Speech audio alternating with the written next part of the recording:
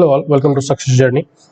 आज हम लोग सॉल्व करने जा रहे हैं बीपीएससी एई सिविल इंजीनियरिंग का जो जनरल इंजीनियरिंग का पेपर हुआ था 7/2020 advertisement number.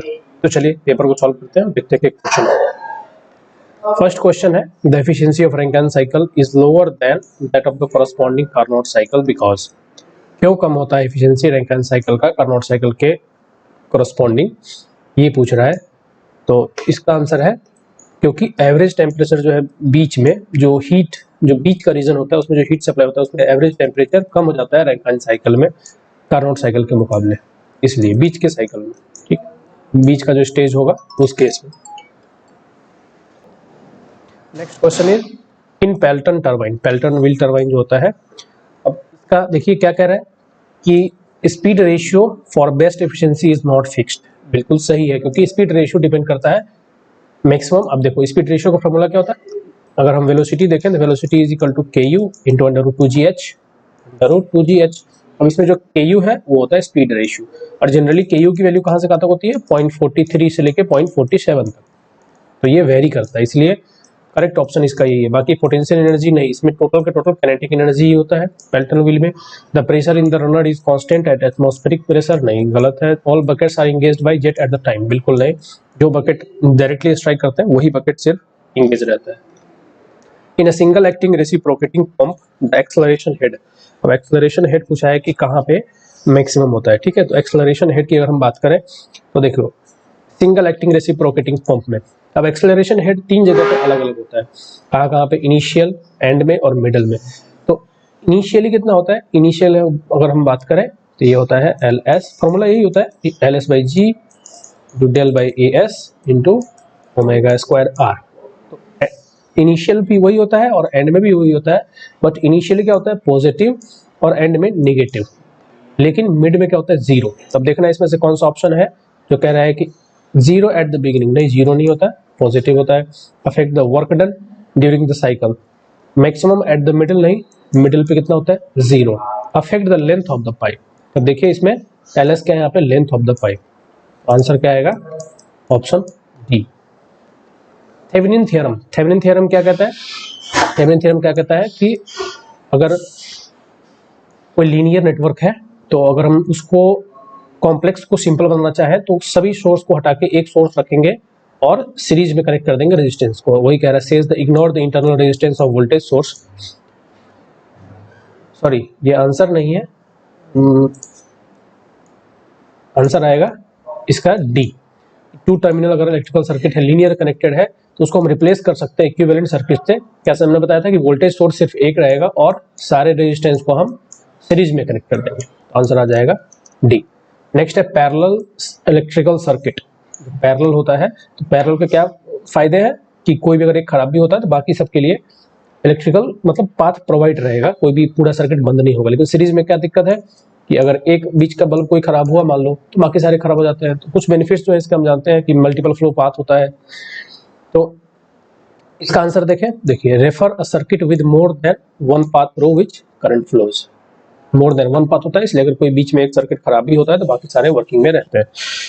Connect the component in such a way that fault happens in the circuit, current flow will not through the circuit, मतलब ये किसके डिमेरिट है, ये सीरीज कनेक्शन की डिमेरिट है। Refer to a circuit in which current is same throughout the circuit, नहीं, current इसमें vary करता है, करंट नहीं वोल्टेज सेम रहता है।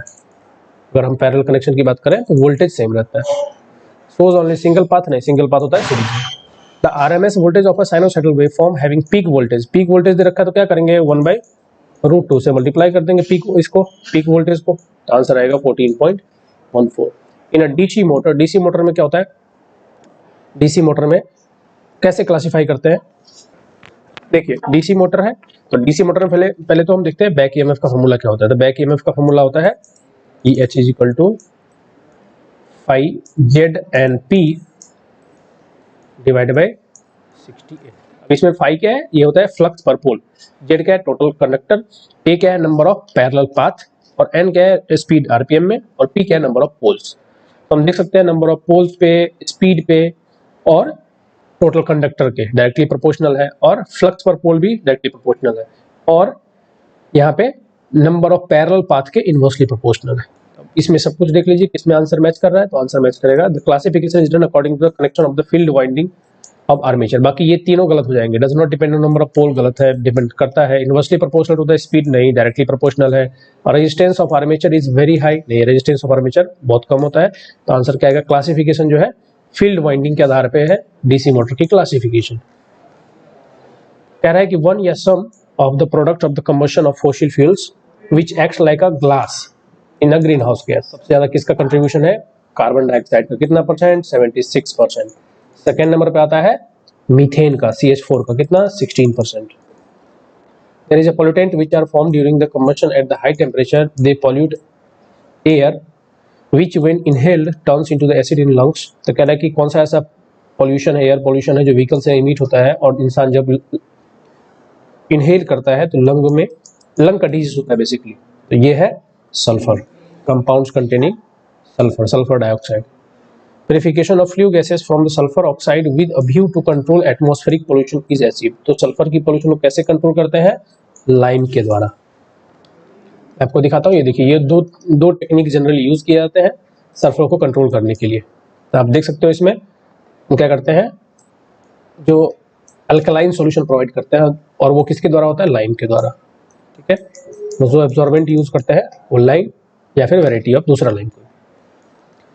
द डैम्स लेक, तो डैम्स लेक मतलब जो डैम बनाते हैं उसका जो लेक बनता है, रिजर्वोयर एरिया बनता है, उससे क्या होता है, सबमर्ज्ड वेरी लिटिल एरिया नहीं, बहुत ही ज्यादा एरिया कवर होता है। Of hydro electric plant are usually regarded as dirty and harmful नहीं, डर्टी एंड हार्मफुल नहीं होता, ये बहुत यूजफुल है क्योंकि ये वाटर सप्लाई, इरिगेशन और हाइड्रो इलेक्ट्रिक तीनों का काम करता है। Change markedly the local ecological condition vary the pressure applied to the land and groundwater level do not affect the plant and animal life। ये भी गलत है, आंसर है सिर्फ और सिर्फ ये इकोलॉजिकल कंडीशन को इफेक्ट करता है और लैंड और ग्राउंड वाटर पे भी प्रेशर डालता है कि वहाँ पे ग्राउंड वाटर रिचार्ज होता है। दूसरा है waste water can be made portable and usable by employing. तो देखिए इसके दो, बेसिकली वेस्ट वाटर को इम्प्लॉय करने के दो तरीके हैं, मतलब दो तरीके से हम करते हैं। पहला पोर्टेबल और यूजुअल बनाना, तो फिजिकल, और दूसरा ट्रीटमेंट करते हैं बायोलॉजिकल। तो फिजिकल के अंदर क्या क्या आता है, स्क्रीनिंग, सेडिमेंटेशन, स्कीमिंग, ये सब फिजिकल के अंदर आता है। और बायोलॉजिकल के अंदर एरोबिक, एनारोबिक, कंपोस्टिंग, ये सब आता है। तो देख लेते हैं इसमें फिजिकल प्रोसेस में कौन सा है। ये दोनों प्रोसेस फिजिकल है, तो ये बायोलॉजिकल नाम दे दिया, गलत है। Physical method such as aerobic नहीं, ये फिजिकल नहीं, ये बायोलॉजिकल मेथड है, तो ये भी गलत हो गया। Filtration and sedimentation as chemical method नहीं, केमिकल मेथड में आता है क्लोरीन। लास्ट ऑप्शन क्या कह रहा है, sedimentation as a physical method and oxidising agent such as chlorine और ozone as a chemical method. तो ये आंसर एक्यूरेट है। इन अल्टरनेटर, अल्टरनेटर में क्या होता है, थ्री फेज और सिंगल फेज के बीच में कंपैरिजन है। देखिए कह रहा है three phase type windings are connected with the star system phase voltage. तो फेज वोल्टेज V/√3 होता है, कह रहा है कि नहीं, फेज वोल्टेज कितना होता है, √3 VL/IL × cos φ। ये ऑप्शन गलत हो गया। दूसरा क्या कर रहा है, generation of single phase power involve less loss compare to नहीं, सिंगल फेज में ज्यादा लॉस होता है थ्री फेज के मुकाबले। Having three phase circuit in power in watt, V/√3 नहीं, अभी हमने बताया √3 VL × IL × cos φ। ये भी आंसर गलत है। लास्ट है the amount of heat produced is dependent on the square of the current which in terms varies directly with the power factor. Answer D आएगा। फोर्स कह रहा है इक्वल है P2P 3P 4P। तो एक हम बनाते हैं स्क्वायर ABCD, ABC और D। AB पे कह रहा है P लग रहा है, अलॉन्ग लग रहा है, तो ये हो गया P, ये हो गया 2P, इस तरह से ये हो गया 3P और ये हो गया 4P। तो कह रहे हैं रिजल्टेंट का मैग्नीट्यूड और डायरेक्शन बताओ। बहुत आसान है, रिजल्टेंट है, रिजल्टेंट को हम क्या करेंगे, देखो नेट अगर हम देखें दोनों डायरेक्शन में, अगर हम कंपोनेंट को रिजॉल्व करें तो नेट इधर कितना रहेगा, इधर कितना रहेगा, तो देखो इधर में एक ये लग रहा है P और इधर लग रहा है 3P, तो नेट रहेगा, नेट ऊपर की तरफ 2P। तो नेट की अगर हम बात करें तो ऊपर की तरफ 2P और लेफ्ट की तरफ 2P, सॉरी नीचे की तरफ, ये 3P नीचे है तो इसमें नीचे की तरफ इस तरह से ये, और इधर ये अगर 4P है तो इधर रहेगा 2P। अब इसका रिजल्टेंट हमें यहाँ पे रिजोल्व कर देना है, 2 × 2P का स्क्वायर, तो क्या आ जाएगा 2√2P, 2√2P और एंगल है 45 डिग्री, क्योंकि अब दोनों की मैग्नीट्यूड सेम है। आंसर आएगा बी। करेक्ट। 2 ब्लॉक्स है जिसका वेट दिया हुआ है दो ब्लॉक है जिसका वेट दिया हुआ है, एक का 200 एक का 300 न्यूटन, और एक पुली के थ्रू हंग किया गया है। ये मान लेते हैं पुली है, और ये 200 का वेट है और ये 300 का वेट है। दोनों पे टेंशन लग रहा है, ठीक है, T1 T2 दोनों पे टेंशन बराबर ही लगेगा वैसे तो, क्योंकि अगर फ्री है तो टेंशन बराबर लगेगा, अगर फ्री नहीं होता तो टेंशन अलग अलग लगता है, क्योंकि दोनों फ्री है। अब कह रहा है कि इसमें टाइम दिया हुआ है, time t is equal to 0, velocity इतना था, और time t is equal to t, velocity इतना है, ठीक है। और एक्सेलरेशन कांस्टेंट करा, ग्रेविटी 10 लेना है, और डिस्प्लेसमेंट h की वैल्यू फाइंड करना है। देखिए आसान है, इसमें क्या करना है, खाली नीचे का कंपोनेंट है mg और ऊपर का कंपोनेंट है टेंशन, दोनों को इक्वेट कर देना है। mg minus t force is equal to ma, ये हो गया फोर्स, और मास इंटू एक्सेलरेशन। एक्सेलरेशन इस केस में क्या है, एक्सेलरेशन हमें फाइंड करना है बेसिकली, कितना एक्सेलरेशन आ रहा है। तो मास हमें पता है, t हमारे लिए अननोन है, और a की वैल्यू हम फाइंड कर लेंगे। तो ऐसे क्वेश्चन के लिए अब इसको रिजॉल्व करना है, दो बनेंगे इक्वेशन, एक इसके लिए एक इसके लिए। दोनों को जब इक्वेट करेंगे आप तो t कट जाएगा, a का इक्वेशन आ जाएगा, और फिर a की वैल्यू को आप किसी भी एक इक्वेशन में डाल दो तो एक फाइनल t का इक्वेशन बन जाएगा। t का इक्वेशन बनेगा, मैं आपको डायरेक्टली इक्वेशन बता देता हूँ, 2m1 m2 2m1 m2 divide by m1 plus m2 into G. बस यहाँ पे सारी वैल्यू इंसर्ट कर दीजिए, आपको आंसर मिल जाएगा। आंसर आएगा 240। अब वैसे भी आप देख के बता सकते हो कि जिसमें इक्वल टेंशन हो, एक ही ऑप्शन है, नहीं भी करते तो काम हो जाता। नेक्स्ट है, कह रहा कि एक बलून है जिसका वेट w है, डिसेंड कर रहा है नीचे की तरफ, एक्सेलरेशन a से। कह रहा है कि कितना वेट रिमूव करें ताकि एक्सेलरेशन अब ऊपर की तरफ हो जाए, a एक्सेलरेशन हो जाए, ठीक है। तो वेट रिमूव करना है। देखिए वैसे अगर हम सिंपली यहाँ भी वही F इजिकल टू ma लगा सकते हैं, तो नीचे का वेट है mg माइनस फोर्स जो ऊपर की तरफ लग रहा हो बलून में, ये बलून का फोर्स ऊपर की तरफ F और नीचे की तरफ इसका वेट mg, ठीक है। तो इस केस में g क्या होगा, ग्रेविटी का, इज इक्वल टू ma लगा देना है, तो mg minus f is equal to ma।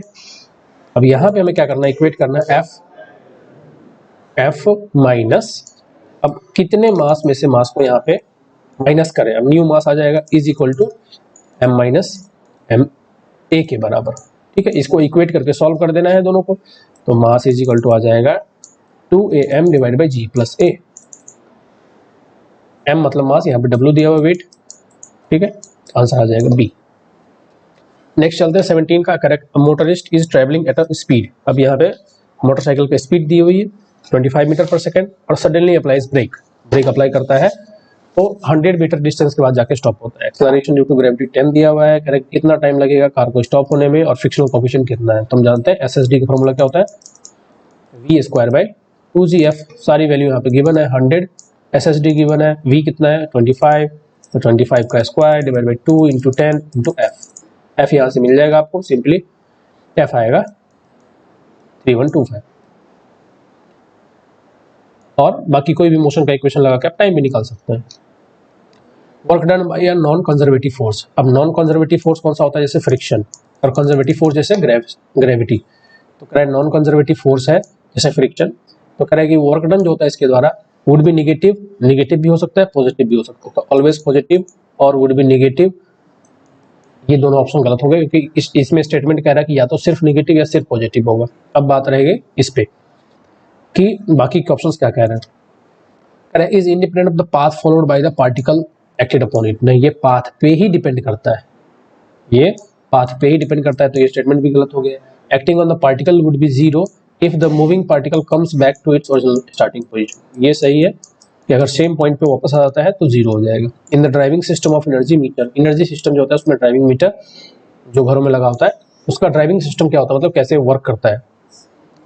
तो इसका ऑप्शन है the coil of the shunt electromagnet is called pressure coil, नहीं कहलाता है, इसको प्रेशर कॉइल नहीं कहते, ठीक है। तो ये सॉरी, इसको प्रेशर कॉइल ही कहते हैं, मतलब ऑप्शन कह रहा है कि कौन सा सही है। The coil of the shunt electromagnet is called pressure coil, इसको प्रेशर कॉइल कहा जाता है, इसलिए ऑप्शन आएगा answer B. The braking system of an energy meter, energy system का ब्रेकिंग सिस्टम किसको बोलते हैं, तो ब्रेकिंग सिस्टम बोलते हैं परमानेंट मैग्नेट लगा होता है जो कि रिड्यूस करता है रोटेशन ऑफ एल्यूमिनियम डिस्क को। अगर लाइट चली गई तो कैसे रुकेगा, तो जो परमानेंट मैग्नेट लगा हुआ है वो एल्यूमिनियम डिस्क को स्टॉप करता है। करेक्ट इंस्ट्रूमेंट कौन सा यूज होता है कंप्यूट करने के लिए एरिया ऑफ इरेगुलर रीजन, तो ये बहुत इजी क्वेश्चन है। प्लानीमीटर, जिसको हम आउटर सरफेस पे ऐसे ट्रेस करते हैं और कांस्टेंट से मल्टीप्लाई करते हैं तो एरिया देता है। थ्रोटलाइट क्या करता है, एंगल मेजरमेंट करता है, हॉरिजॉन्टल प्लेन पे भी और वर्टिकल प्लेन पे भी। आंसर आ जाएगा इसका ये, precise optical instrument for measuring angle between designated visible points in the horizontal and vertical plane. Dumpy level क्या होता है, जो फिक्स होता है अपनी पोजीशन में, ना तो वो हॉरिजॉन्टली रोटेट कर सकता है ना ही वर्टिकली, तो has no rotational arrangement. Ratchet किसका पार्ट है, तो ये है माइक्रोमीटर का पार्ट।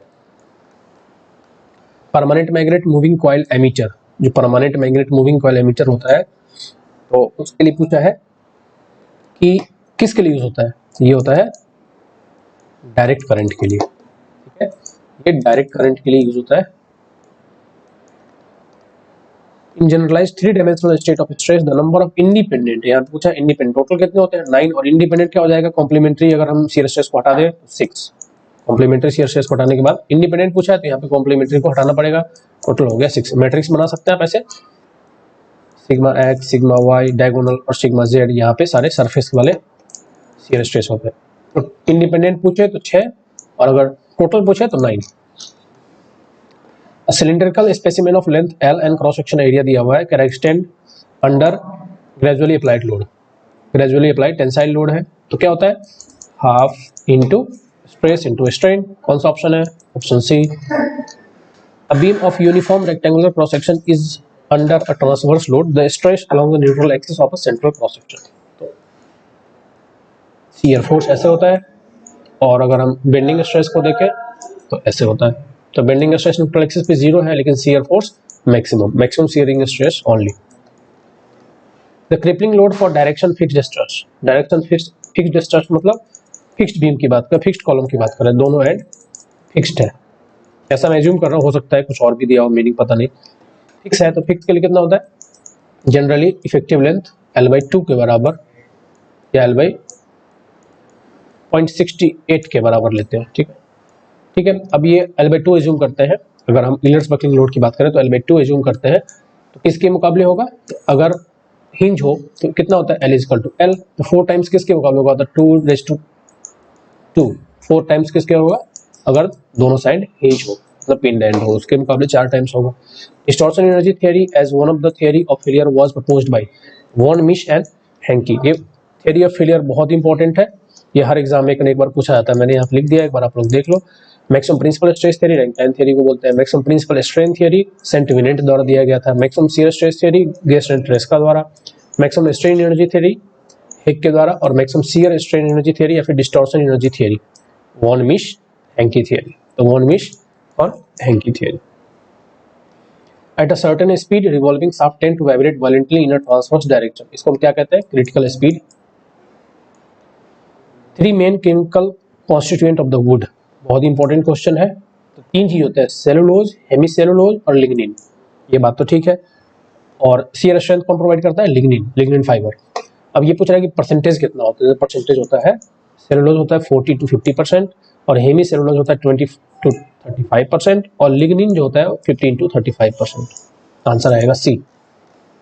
नेक्स्ट देखते हैं, अब इसमें पोर्टलैंड सीमेंट में यहाँ पे कंपाउंड पूछा है, तो C3S का कितना कंपाउंड होता है, देखिए C3S का कंपाउंड होता है 30%, सॉरी 45%, ट्राई कैल्शियम सिलिकेट होता है 45%, डाई कैल्शियम सिलिकेट का होता है C2S का 30% और C3A होता है 10% और C4AF होता है 8% और अदर 7%। आंसर आएगा। नेक्स्ट है nodular cast iron. Nodular cast iron किसको बोलते हैं, देखिए नोडुलर कास्ट आयरन बोलते हैं spheroidal graphite ductile cast iron को, मैंने यहाँ पे पूरा आपके लिए रेफरेंस के लिए लगा दिया है। Ductile cast iron also known as nodular iron और spheroidal graphite iron is a very similar to composition to gray iron but are free graphite in these casting precipitate in material spherical particle। कैसा होता है, spherical particle होता है rather than flaky। flaky किस में होता है, कास्ट आयरन में। तो इसमें देखिए has graphite precipitated in the form of rounded particle called as spheroid, इसमें flaky है, ये नहीं होगा। कार्बन भी नहीं होता, इसमें ग्रेफाइट होता है और spherical particle. In steel silicon as an alloying element, silicon का क्या काम होता है स्टील में? देखिए सिलिकॉन का क्या काम होता है, molten metal to remove oxygen, deoxygenation करने के लिए काम में आता है, और डिमिनिश ब्लो होल्स, जो सरफेस के ब्लो होल्स है उसको रिमूव करता है, और 1.7% तक क्या करता है, अल्टीमेट स्ट्रेंथ और इलास्टिक लिमिट दोनों को इंक्रीज करता है विदाउट डिक्रीजिंग डक्टिलिटी। ठीक है, तब देख लेते हैं इसमें से कौन सा ऑप्शन है। इसमें से ऑप्शन आएगा acts as deoxidising agent, improve the surface grains, बस हमने जो डिस्कस किया वही है। Steel used in making tools that machines the material with heavy cuts at high speed, एक स्पेशल टाइप की स्टील होती है उसको बोलते हैं HSS, हाई स्पीड स्टील। ठीक है, जनरली हाई कार्बन स्टील से बना होता है, तो ये हाई स्पीड टूल के लिए यूज होता है। हाई कार्बन स्टील होता तो वो भी ऑप्शन होता, लेकिन यहाँ पे हाई कार्बन स्टील है नहीं, तो उसको बोलते हैं हाई स्पीड स्टील HSS, जो कि ये कटिंग टूल्स में यूज होते हैं। Delta metals is an alloy of, देखिए कुछ जो अलॉय है बहुत इंपॉर्टेंट जो मैंने यहाँ पे लिख दिया है, देखो ब्रास, ब्रॉन्ज, डेल्टा और डच। डेल्टा किससे बना होता है, copper 60%, zinc 3 to 8%, iron 2%। Answer कौन सा आएगा, कॉपर, जिंक, लेड और iron. The factor which converts a future requirement of fund into equal payment of annuity, क्या बोलते हैं, सिंकिंग फंड फैक्टर, ताकि जब सर्विस लाइफ पूरी हो बिल्डिंग की या स्ट्रक्चर की तो उतना पैसा जमा हो चुके हो ताकि हम दूसरी खरीद सकें, उसको बोलते हैं sinking fund factor. Gantt chart, जिसे हम बार चार्ट भी कहते हैं, ये गैंट ने जो साइंटिस्ट थे उन्होंने इन्वेंट किया था 1910 से लेकर 1915 के बीच में। ठीक है, इसमें क्या होता है, एक्स एक्सिस पे टाइम होता है और वाई एक्सिस पे एक्टिविटी होता है, तो ये एक्टिविटी की प्रोग्रेस वगैरह के लिए कौन सी एक्टिविटी और कौन सी मतलब कितनी प्रोग्रेस हुई है उसके लिए। तो आंसर कौन सा है इसमें से, देख लेते हैं, डायरेक्ट आंसर देख लेते हैं। It is a very useful graphical tool, one of is a first scientific technique for projecting, planning and scheduling. Next है क्रैशिंग। क्रैश कॉस्ट क्या होता है कि अगर हम एक्टिविटी को कम से कम टाइम में खत्म करना चाहें, सारे रिसोर्सेज सब कुछ लगा के, तो उसको बोलते हैं क्रैश कॉस्ट, कितना खर्चा आएगा। तो ये क्या कहलाता है, an activity when it is completed in possible time which is lesser than expected time and normal time. कम से कम टाइम में कितना पॉसिबल टाइम में हम खत्म कर सकते हैं किसी भी एक्टिविटी को, अगर सारे रिसोर्सेज सब कुछ लगा दिया जाए तो उसको बोलते हैं क्रैशिंग या फिर क्रैश कॉस्ट, और इसी करस्पॉन्डिंग क्रैश टाइम होता है। नेक्स्ट है एक्टिविटी है जिसका एस्टिमेट दिया हुआ है, ऑप्टिमिस्टिक, पेसिमेटिक और मोस्ट लाइकली टाइम। तो TET हम लोग जानते हैं कि TP plus TO plus 4 times of TM divided by 6।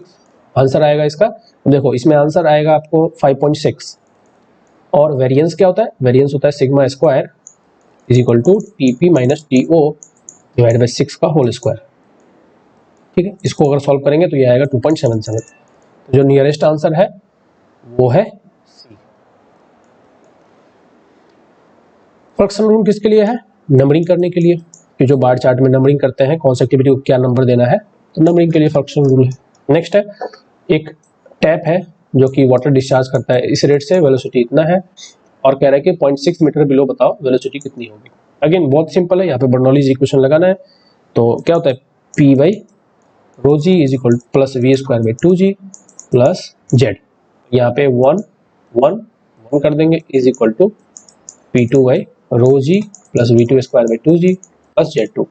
तो यहाँ पे प्रेशर दोनों में कह रहा है कांस्टेंट है, तो प्रेशर वाला टर्म कट जाएगा, तो आंसर क्या जाएगा, V1 square by 2G plus Z1 को इक्वेट कर दो V2 square by 2G plus Z2। Z1 इस केस में 0 है, Z2 इस केस में 0.6 है, V1 यहाँ पे 2 दिया हुआ है, G यहाँ पे 10 दिया हुआ था 2G, तो यहाँ पे सिर्फ अननोन एक क्या बच जाएगा, V2, आंसर आ जाएगा 4।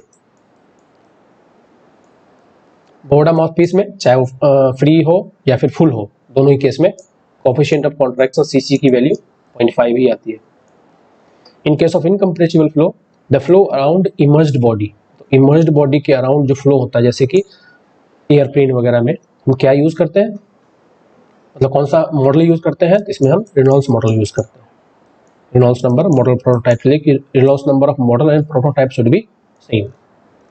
नेक्स्ट कह रहा है कि एक फर्नेस है जिसके अंदर 2 लेयर है, सिलिका ब्रिक लगाया गया है 119 mm का, और मैग्नेसाइट ब्रिक 240 mm का, टेम्परेचर का इनसाइड और आउटसाइड टेम्परेचर दिया हुआ है, और थर्मल रेजिस्टेंस बिटवीन 2 वॉल्स दिया हुआ है 0.003, और दोनों का कोएफिशिएंट ऑफ थर्मल एक्सपेंशन दिया हुआ है। तो कह रहा है कि रेट ऑफ हीट लॉस कितना है, आसान है, इसको आप कैसे सॉल्व करेंगे? तो चेंज इन टेम्परेचर, तो चेंज इन टेम्परेचर कितना है 780 माइनस 102 डिवाइड बाई फर्स्ट का मतलब जो ये है थर्मल रेजिस्टेंस है ए का, तो पहले वाले वॉल का, तो क्या होगा length divide by coefficient of thermal expansion. तो लेंथ कितना है अगर मीटर में लेंगे हम सबको तो 0.12 divide by coefficient of thermal expansion कितना है 1.7 सिलिका का, प्लस बीच का कितना है मतलब जो दोनों वॉल के बीच का है वो कितना है 0.003, तो 0.003 प्लस 0.24 डिवाइड बाई 6। इसको आप सॉल्व करेंगे तो आंसर आएगा 5973 मतलब 6000 के आसपास आंसर आएगा D. Next question, opaque body के लिए क्या होता है? एब्जॉर्बिविटी और रिफ्लेक्टिविटी का सम 1 के बराबर होता है। कह रहा है कि गैस और वेपर अलाउड किया गया है एस्केप, जैसे प्रेशर कुकर से निकलता है, इस प्रोसेस को क्या कहते हैं? थ्रॉटलिंग। थ्रॉटलिंग कहलाता है जो प्रेशर कुकर से गैस निकलता है उसको। लास्ट क्वेश्चन है कि 2 kg का एक सिस्टम है, रिवर्सिबल प्रोसेस है, रिवर्सिबल प्रोसेस है 500 केल्विन पे और इतना हीट रिसीव करता है, तो स्पेसिफिक एंट्रोपी कितना होगा अलग अलग टाइम पे। तो फार्मूला क्या होता है? अगर हम फार्मूला देखें तो फार्मूला हो जाता है जैसे कि स्पेसिफिक, जैसे कि change in heat, change in energy is equal to change in heat plus work done. तो चेंज जितना हीट करेंगे उतना ही टाइम्स बढ़ता जाएगा, मतलब डबल करेंगे, यहाँ पे डबल किया गया तो डबल ही हो जाएगा, तो 1 का 2 हो जाएगा। ये था, हम बहुत जल्दी अपलोड करने वाला हूँ मैं पेपर 5 और पेपर 6 भी। थैंक यू ऑल, वीडियो अच्छा लगा हो तो लाइक कर देना, सब्सक्राइब कर लेना, मिलते हैं नेक्स्ट वीडियो में। Thank you.